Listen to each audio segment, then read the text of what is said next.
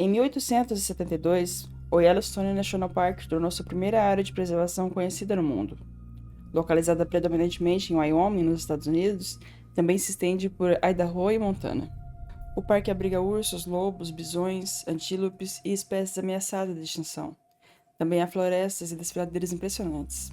Ao longo de seus mais de 150 anos, ele recebe visitantes que buscam apreciar a vida selvagem, os geysers errantes como o Old Faithful, ou as fontes termais que a atividade vulcânica do supervulcão Yellowstone cria, bem abaixo dessa área. Fontes essas, em particular, que podem chegar em até 93 graus Celsius em alguns pontos, habitadas por micro-organismos e bactérias que criam cores vibrantes em amarelo, laranja e marrom. Mas em águas tão exuberantes, o parque também registrou vários acidentes. Lee Whittlesey, um historiador que trabalhou no parque por cerca de 50 anos, passou anos compilando os relatos de acidentes como esse, em seu livro Death in Yellowstone. Estima-se que a primeira morte ocorreu em 1890, quando James Joseph Stumble, um garoto de 7 anos, se afastou da passarela de segurança que serpenteia a bacia geotérmica e acabou caindo em uma das fontes borbulhantes do local. Entretanto, ao longo de mais de um século, uma das maiores repercussões começam em 24 de agosto de 1926.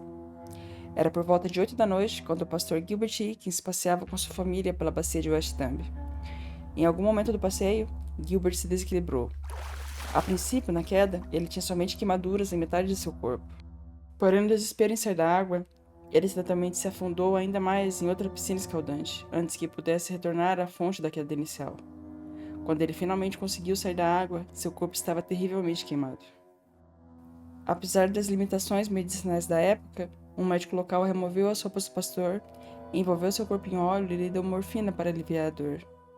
Gilbert também havia ingerido uma quantidade de água fervente, e mesmo com todos os esforços, ele faleceu enquanto ainda era transportado para fora do parque. Um dos maiores instintos da raça humana é o da autopreservação. A nossa inteligência nos dá a habilidade de detectar perigos que outras criaturas podem não perceber. Mas mesmo assim, em certas circunstâncias em que a emoção predomina, quando vemos alguém que é querido em séria ameaça, seja esposa, filho ou um amado pet, esse impulso pode sobrepor esse instinto. E foi o que aconteceu em 20 de julho de 1981, quando David Alan Kieran dirigia pela área da Fountain Paint Pot. Naquele dia ele estava com seu amigo Ronald Ratcliffe e o cachorro dele, Mosey. Por volta de 1 da tarde, eles estacionaram para observar mais de perto o espaço. E como não era seguro passear com animais por aquela região, eles prenderam Mosey na caminhonete. Mas em algum momento ele conseguiu escapar e correu em direção a Celestine Pool. Rapidamente, ao pular dentro da água, ele começou a latir apavorado. David, desesperado, começou a correr em direção à piscina. E mesmo com o alerta de várias pessoas presentes no momento para que ele não entrasse na água, David os ignorou, mergulhando de cabeça. Ele nadou até Mose e tentou levá-lo até a margem. Em seguida, afundou debaixo da água e teve de soltar o cachorro para retornar à superfície. Nesse ponto, Mose, pela dor e queimadura, já não podia ser salvo. Ronald, na tentativa de ajudar David, teve queimaduras de 2º grau nos pés. Outro visitante conseguiu levar David até a calçada enquanto ele murmurava: "Aquilo foi estúpido.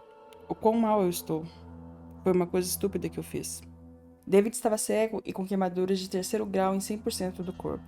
Quando tentaram tirar seus sapatos, sua pele, que já estava descamando, saiu junto. Ele faleceu na manhã seguinte no hospital de Salt Lake City. Anualmente, estudantes universitários são contratados durante as férias de verão para trabalharem no parque. Lá, eles recebem acomodações e, quando não estão em serviço, podem passear livremente pela área.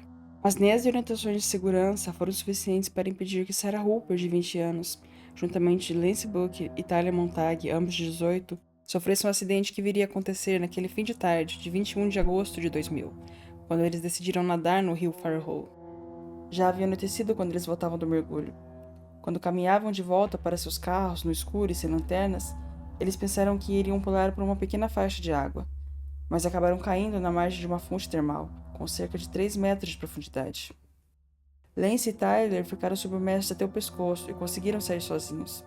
Eles sofreram queimaduras de 2º e 3º grau em 90% do corpo. Sarah, porém, afundou completamente na água e sofreu queimaduras de 3º grau em 100% do corpo. Todos foram levados de helicóptero para tratamento em um centro de queimados em Salt Lake City. Lance e Tyler sobreviveram após um longo tratamento, mas infelizmente Sarah não resistiu aos ferimentos e faleceu no dia seguinte.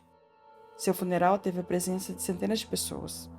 Ela era amada por todos os que conheciam e, segundo seus amigos e familiares, ela estava imensamente feliz com o trabalho no parque naquele verão. Um ano após o acidente, Lance abriu um processo contra o parque, alegando negligência por não fecharem a trilha que levava diretamente às fontes, e por não avisarem o quão perigosas elas eram e por não serem visíveis à noite. Em resposta, os advogados do estado negaram todas as alegações, argumentando que o próprio jovem foi responsável pelo acidente. O caso foi arquivado em 2004 e nenhuma das partes comentou a decisão. Não se sabe ao certo o valor pedido na indenização, mas de acordo com o processo, as despesas médicas de Lance ultrapassam US$ 1 milhão e aumentariam constantemente ao longo de sua vida. Em 7 de junho de 2016, Colin Nathaniel Scott e sua irmã Sable estavam procurando um lugar para nadar pelo parque. Testemunhas relataram ter visto os dois caminhando fora do calçadão, entrando em uma área restrita do local onde pudesse fazer hot potting, a prática ilegal de mergulhar em fontes termais. Sable formava jornada enquanto caminhavam. Quando se aproximaram da bacia geotérmica de Norris, local onde as piscinas chegam a um ponto de ebulição e podem ser tão ácidas quanto o ácido de bateria, Colin se ajoelhou para verificar a temperatura da água, mas acabou se desequilibrando e caindo na fonte. Tudo aconteceu muito rápido, e embora Sable tenha tentado ajudar seu irmão, não havia nada que ela pudesse fazer. O celular naquele local ficou sem sinal, e ela teve de buscar ajuda em um posto de guarda mais próximo. Chegando até o local, a equipe de resgate se deparou com uma cena terrível. Partes do corpo de Colin, como torso, mãos e cabeça, ainda estavam visíveis, mas era tudo o que restava dele. Uma tempestade de raios se aproximava naquele dia, e a equipe teve de adiar o resgate para o dia seguinte. Quando voltaram no local, não havia mais nada que pudesse recuperar. Colin tinha sido completamente dissolvido pela água ácida, que naquele ponto chegava a 100 graus. Apenas alguns de seus pertences, como carteira e chinelos, foram entregues à família. O jovem estava feliz por concluir a faculdade e planejava fazer doutorado depois de sua viagem ao parque. Mas um erro custou sua vida, deixando uma marca para sempre em sua família e nas pessoas presentes naquele dia. Em agosto de 2022, funcionários do parque encontraram um sapato com um pé humano flutuando na Abyss Pool. A partir desse momento, iniciou-se uma investigação envolvendo polícia, geólogos, operadores de drone e guardas florestais, que identificaram a vítima ao localizar seu veículo em um estacionamento próximo.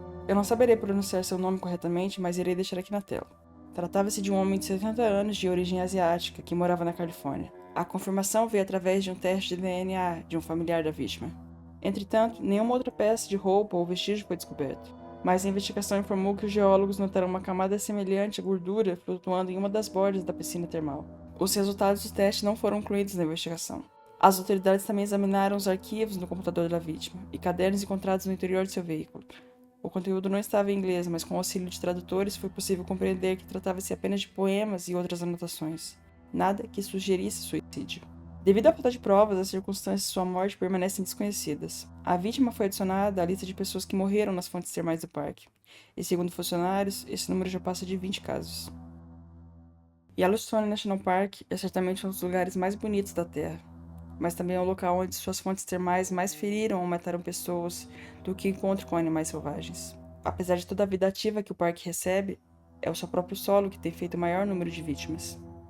O fascínio e a atração de suas piscinas coloridas também são um lembrete que a beleza e o perigo, muitas das vezes, compartilham o mesmo espaço, e como a natureza pode ser implacável.